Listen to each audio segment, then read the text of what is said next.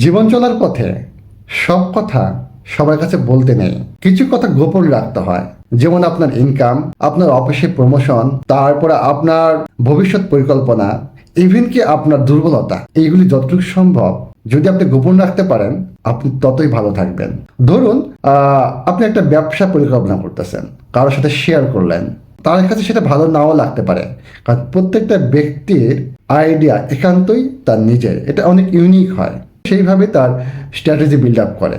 তাই যে ব্যক্তিকে বললেন তার সাথে ম্যাচিং নাও হতে পারে এবং সে বলতে না বন্ধু এটা মনে হয় ঠিক হলো না, অর্থাৎ আপনার যে বিজনেস প্ল্যানের যে ইউনিকনেস সেটা নষ্ট করে দিল এবং আপনি অ্যাজ এ রেজাল্ট কনফিডেন্স হারিয়ে ফেললেন।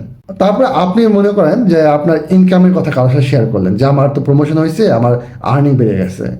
এতে হচ্ছে কি, কারো আপনার প্রতি এক্সপেকটেশন বেড়ে গেল।